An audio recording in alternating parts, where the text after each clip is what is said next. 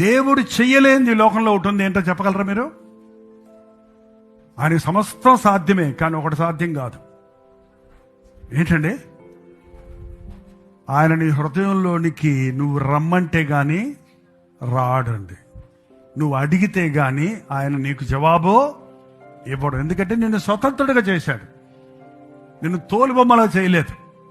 దేవుడు నీకు స్వతంత్రత ఇచ్చాడు కాబట్టి ఆ స్వతంత్రత తీస్తే నువ్వు బానిస అవుతావు, కుమారుడు అవ్వవు, కుమార్తె అవ్వవు. ఆయన ఆకారంలో ఆయన స్వరూపంలో చేయబడి మనం కాబట్టి ఆయన స్వభావం మనకు ఇచ్చాడు. నాకు కావాలి అని అడిగితేనే ప్రభు నీ జీవితంలోకి వస్తాడండి.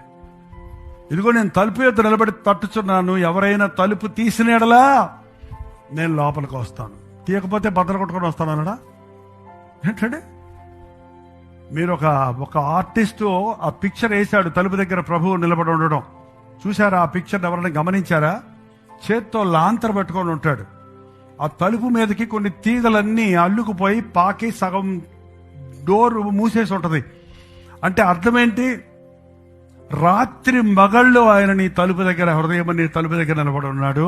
సంవత్సరాల తరబడి చెట్లు మొలుస్తున్నాయి అంటే, సీజన్స్ దాటిపోతున్నాయి అంటే, ఆయన ఎప్పుడు నీ హృదయంలోనికి వచ్చే వరకు నీ కొరకు ఆయన ఎదురు చూస్తూ ఉన్నాడు.